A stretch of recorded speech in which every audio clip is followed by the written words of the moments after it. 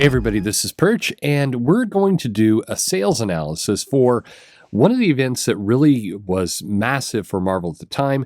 Started in 2015, but really the origins of this story began in March of 2010 when Jonathan Hickman came on to Fantastic Four. Of course, we're talking about Secret Wars. This was a very unusual event on a lot of levels because first off, Marvel basically canceled all of their ongoing series and interrupted them in favor of this event.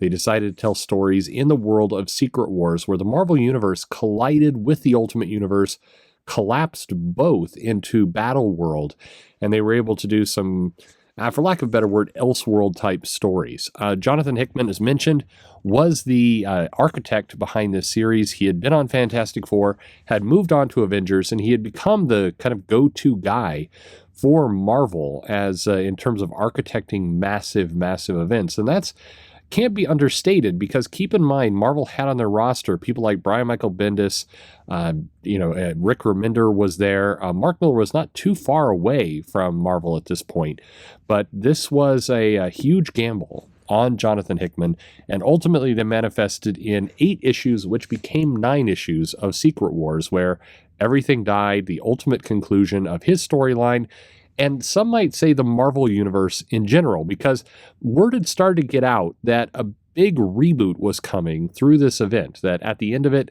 they would basically restart everything. And that's not what happened, but it certainly felt that way for a period of time. So let's get into a little bit of the numbers. As I mentioned, 9 issues. There was an extra issue kind of added midstream in this comic. There was May of 2015 to January of 2016. Technically, there was a issue 0, kind of some lead-ins to this, but we're focusing on the main series because if you start opening up those doors, then we really got to talk about his Avengers run and his Fantastic Four run. And by the way, a sales video is coming on those as well, so you'll be able to see the entire context of everything. But I really want to highlight here May 2015 to January 2016, and this period of time right now, or right here, is massively significant for the Marvel Universe, and we'll talk about it in a second. This had variant covers throughout, and particularly for the first issue, which had a huge number, 16 and counting. So there were some, I think, retailer-specific variant covers and a lot of other things that happened there. But lots of variant covers for this event. You'll see how that plays out. And then, as I mentioned, this shut down the Marvel line in favor of event tie-ins. Now, critical reception was fairly high, although you might, your memory of this might be that it was like 10.0s kind of across the board. It wasn't. In fact, most of the mainstream sites did not rate this higher than 8. IGN went 8.5, but IGN tends to go high for everything. AIPT with a 4 was just kind of the outlier of negative, but most places rated it in the 8.0, 7.5 to 8.0 kind of range. That was the general consensus at the time. And as time has gone by, I think more people have become favorable about this event. So how did it do in the numbers? Well, let's take a look. First off, this series debuted to a massive 5,544,342, which was a huge debut issue for number 1. Now, this was driven heavily by variants, of course, but it kind of showcases the massive interest in Secret Wars. And, keep in mind, Secret Wars as an event in the 80s was very popular for Marvel, massively transformational of the entire line. And so calling it Secret Wars again, definitely people had in their minds, Battle World and all the kind of big events that would go on there. And Hickman did do, in my opinion, if we're talking about the series itself, a really fine job of homaging that event and putting a lot of those early things into play. But start at 544, and then issue number 2, a extremely steep drop-off. More than half for issue number 2, fell to 231. Now, absolutely, Marvel at the time was having huge number 1 issue drops, but your memory might be telling you this is kind of typical of Marvel. It happened, but not as much as this. What you're seeing right now is very indicative of what would happen to Marvel after Secret Wars. This is how a lot of their number 1 relaunches would go from 2016 on. A lot of that being these, again, massive amounts of variants that would drive this number up. Incentive programs that basically push people to buy this amount of comics. This would happen, but not at this degree. And in many ways, Secret Wars was the beginning of this practice that Marvel started to take more advantage of. But anyway, it fell to 231, and then it went to 224, And then it went to 221 for issue number 4. It was more or less stable. Yes, granted, it had lost 10,000 units during this time period over these 3 issues, but that's not much. And then issue number 5 dropped more steeply. It went from 221 to 204, almost 20,000, and then down to 192, losing another 10, and then 177, losing another 15 or so. Then it stabilized a bit for number 8, and then it ended number 9 at 149. So when you look at this picture, it's jarring because that first issue is so high, but 544,000 down to 149 when all is said and done. But look at some of the other steep drops. Issue 8 to issue 9, the big conclusion, lost 20,000 units. That's significant. And what happened between issue 4 and issue 5 to set things dropping again? It looked like it is stabilized for issue 2, 3, and 4. Well, we'll get to that in a second, but in total, this moved 2.1 million units for the entire series, which is significant. It's a lot of comics, and you do not see 9 issues of an event selling this amount, today. And this is also exemplified by the average units. Now, granted, this is heavily pushed up by that number 1, 234,000 on average per issue for this series. If you take out issue number 1, then it changes pretty significantly to about 180 or so for the average. But still, think about that. That's a big number. 180,000 average units per issue for a series. That nobody's going to be complaining about that in comic land. So if we look at the trend line, again, it's almost a hockey stick downward. And are you ready for a big number? Well, here it comes, 73% drop from issue 1 to issue 9. That's again massive. But to be fair, that first issue drops. That first issue really weights it. So hang on a second. Let's just take this first issue kind of out of the equation for a moment and see what happens. Well, what happens is you get 231,000 down to 149 without that first issue. But look at that drop. It's still significant and it accelerates. This is very unusual for a comic, just in general, and certainly unusual for an event. Again, things looked like they were mostly stable, but then they started going downhill quick between issue number 4 and issue number 5. So what in the world happened? Well, as it turns out, this happened. The all different Marvel kicked in right about this time period where the announcements had actually come out right after issue 4 had been announced. And then a lot of the information hit even harder between issue 5 and issue 6. And there was a definite trend you can draw from retailers who saw this announcement of the all different Marvel and said basically nope. For a lot of reasons. Again, remember what I said earlier, the belief was that Marvel was going to reboot their line. When this came out, it was clear Marvel was not going to be rebooting their line. They had the same, Jane Foster was still Thor, Ms. Marvel is here, Ghost Spider, the Falcon is Cap. A lot of things have been set up right before Secret Wars came into play, and it had the effect of really kind of knocking Secret Wars off at the knees. But we'll get more to that in a second. So if you take out issue number 1, it's a 36% drop from issue 2 to issue 9. And I have to stress, this is extremely, extremely unusual. Comics do not drop like this from issue 2 to issue 9. If you look at almost any other sales video I do, you'll see that number is somewhere around 15% or so. 36 is high. In fact, 36% drop is typically what you see of a lot of series and events, including the number 1 issue. But the fact that we had all those variants, that huge number 1 spike, we're basically getting this same kind of erosion of the series happening right here. Now, why is this? Again, people are reviewing this really highly. They like Secret Wars. The art was reviewed well. The story was great. People like Jonathan Hickman. He's a huge architect. So what in the world is going on? Well, a little bit of context. So the drop from number 1 to number 2 was incredible, as I said, but it did include 16 variant covers, and that's significant. In today's standards, Marvel would basically take the lesson from 2015 and clone it for all of their all-new, all-different Marvel with tons of variant covers, lots of constant relaunches, and trying to get this same thing into effect.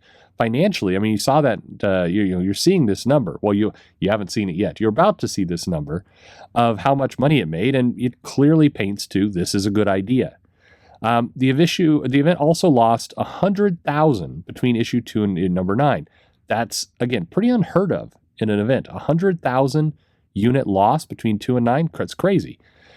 The Marvel Universe actually restarted in October before this series was done. Remember, Secret Wars wraps up in January 2016. The Marvel Universe restarted in October, and sales of Secret Wars basically dropped off pretty steep. People were still around from the story, but it definitely took some people by surprise, and they didn't like it. So, okay, you've been waiting for it. How much money did this actually make? Well, as it turns out, quite a lot. If we look at the amount of dollars per issue, we see, at least a couple issues there, over $1 million, one over 2. So in total, the retail cost here, $9.357 million, almost $10 million of this event. If you're averaging this thing out at home, you can do it. It's over $1 million an issue for these 9 issues on average. Now, granted, 2.7 of that is just issue number 1, but still, nobody's complaining about that. An almost $10 million event from Marvel, that's going to make people smile. That's why they're going to put up the big money to get Jonathan Hickman to come back and do X-Men again. Jonathan Hickman spending a bunch of time architecting a series. Turns out it makes a lot of money. The only flaw is if you hire Jonathan Hickman to come in and architect a series and then you screw it up by extending it or doing different things from his original plan. Not that that has possibly happened with the X-Men line or anything, but certainly it happened here in Secret Wars. So let's talk about the comic store cut again. You've seen this before. The margin of the comic shops generally receive between 35 to 60%. Common estimate is 45%. That's what we're using here. And keep in mind, the margin that goes to the publisher is also paying off the distributor. It doesn't cover the cost to make the comics and everything else. So this isn't raw profit. It's just their cut. And what they take out of that is a different story. So the publisher cut of this, $4.2 million. Again, nobody's complaining about that. That's pretty solid for a 9-issue event. $4.2 million. It's good. I don't have the numbers for trades. This trades for Secret Wars was a little bit tough to gather. But in total, Marvel made over $5 million on this event. Again, without their costs. But, $5 million for an event, again, good numbers. If you stack them up next to each other, it's a pretty good picture. Nobody's complaining about this. So if we dig into these numbers a little bit deeper, as I mentioned, issue number 1 and 2, I talked about the unit sales. So what's the financial impact? Well, the financial impact between the two is $1.5 million of revenue between issue number 1 and number 2. So if you've ever thought to yourself, why does Marvel keep doing all these variants and all these things? This is why. It's exactly this reason right here. It's big money. Issue 1 to issue 9 had almost $2 million in revenue per issue. This is the more scary number, and this is the thing Marvel hasn't gotten a handle on. But if you've ever asked yourself, why does Marvel reboot the series so much and then come out with a brand new number 1 with a bunch of variants? Well, again, here's why. Now, Marvel was doing this before 2015 and before Secret Wars, but not nearly at the amount they did it after. Secret Wars put a bow and a spotlight on this practice, and Marvel kept going with it. The transition, the all-new, all-different Marvel announcements in this the retailer playout. Keep in mind, when the retailer is ordering the comics, it's a good 3 months before the comics actually get into the retailer's hands to sell. So if you measure things in a 3-month gap, that really tells you the picture of how things are impacting in the store. In this case, the series revenue dropped nearly $200,000 per issue during this period. That's significant. $200,000 on an issue-by-issue basis, that's a steep drop, and not really what you'd expect if a giant relaunch or reboot of the company was coming. So let's talk about September 2015, because this date becomes the pivotal date for a lot of things where Marvel's concerned. This is probably the most important date for Marvel that you've seen in the last 20 years or so. Secret Wars didn't ship in September of 2015. After issue 6, it took a 6-week delay. During this time period, orders for the all-new, all-different Marvel started coming in for retailers, and during this time, and this is a somewhat shocking fact, Marvel lost 15% of their line revenue over the following 6 months. Now, there was a lot of number 1 relaunches, so it's a little bit hard to see this, but if you look at the drops and you look at the average running rate of Marvel, September 2015 represented the beginning of a 15% drop in their sales. A lot of people talk about 2016 and 2017. Granted, you can definitely see the impact there. Events like Civil War II didn't exactly burn off the shelves, and the failed Inhumans launch didn't help either. But it started right here in 2015. You could see it in the numbers. This was the number. This was the date that counted. Marvel increased their number one variant programs during this time to make up the gap, but they also relaunched their line, and the average drop-off after this relaunch was 25% higher for number one to number two of all these relaunched comics. What does this mean? It means that while they increased the variants and while they increased, in some cases, price and other things, it means that the comics fell faster following this event. The thing to conclude with this, well, first of all, that they used more variants, and that's easy to conclude. We can all see that. But also that the interest in all new, all different Marvel wasn't really there. People came to Secret Wars, and maybe falsely, they expected that the universe was rebooting and it would be a new start. They didn't get that, and people bowed out of the titles quicker. It hurt the sales of Secret Wars as well. So this relaunch of all new, all different Marvel had the effect of absolutely depressing the Secret Wars sales. They didn't stay up. They didn't get the final issue bounce, even though the comic was coming to an end. It didn't happen. One other thing from that chart above, when we were looking at the sales numbers, keep in mind the final issue of Secret Wars increased the price to $4.99. So while it got a slight dollar boost because of $1 more per comic, the units were still down. That's another way the numbers start getting hid during this time period. Marvel starts playing fast and loose with the price of the comics, the variants, and the incentive programs, and it's a little tough to see what's going on. But if you take a 30,000-foot view back, look at things, it becomes very clear. So let's wrap this up a little bit because we'll do more videos around this time period. It is a fascinating time period to see what happened with Marvel. To summarize a few things, the Secret Wars event, no doubt about it, was a financial boon for Marvel. They made a lot of money during this period. It was probably their most successful selling event, certainly since Civil War, Secret Invasion. Secret Invasion had strong tie-ins, so even though it was lower on the series numbers, it was very strong in the tie-ins. And so was Civil War for that matter. But Secret Wars did just well. However, the announcement of all different Marvel cut this series off at the knees. There's no other way to look at it. It cost them money to announce it when they did. The late 2015, it was a massive era of change for Marvel. Massive. Many people left the company over this period. So Hickman certainly left for a period of time until the X-Men relaunch. Rick Remender left. Axel Lonzo was removed. Brian Michael Bendis switched to DC. Matt Fraction left, who had done the Fear Itself event earlier and had been with the company. Ed Brubaker more or less walked away. A lot of people left the company during this period. And if you look at some of the other things that were going on with Marvel, the acquisition of Star Wars, some of the other events they were doing, it hides the fact that there was a pretty significant drain during this time period, and their publishing strategy shifted significantly from 2017 to 2017, relying on variants, relying on rapid restarts that more or less masked the fact that their sales had dropped. Things were going in a bad shape, and it happened right here. The date exactly is September 2015. This was the event and time period where Marvel significantly changed, and they're still changing. But it happened during the course of the event.